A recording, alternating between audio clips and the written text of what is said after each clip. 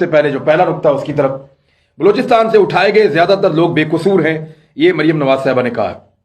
دیکھیے، جو لاکھوں کی آبادی ہے، بہت بڑی آبادی ہے بلوچستان کی، ان شہروں میں لاکھوں لوگ رہتے ہیں جہاں سے چند لوگ اٹھائے گئے ہیں۔ اب انہیں بالکل بے قصور آپ کہہ سکتے ہیں؟ کیسے کہہ سکتے ہیں؟ یعنی کسی کو ویسے ہی دل کیا، کسی کی شکل پسند نہیں ہے، اس کو اٹھا کر لے گئے، یا ایجنسی والوں نے اٹھایا،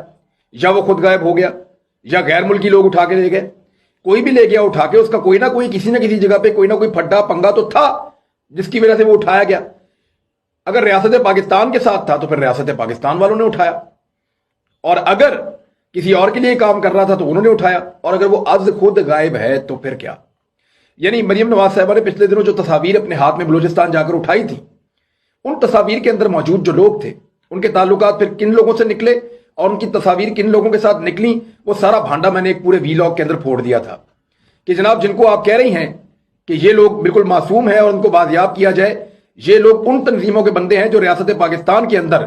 ایک الگ ریاست بنانے کی بات کرتے ہیں اور ملک کے ساتھ غداری بھی کرتے ہیں اور اداروں کے اوپر اٹیک بھی کرتے ہیں، لوگوں پہ اٹیک بھی کرتے ہیں، اور باقاعدہ ان کی تصویریں، ان کے سارے ثبوت میں نے آپ کے سامنے رکھے تھے اس ویلاگ میں۔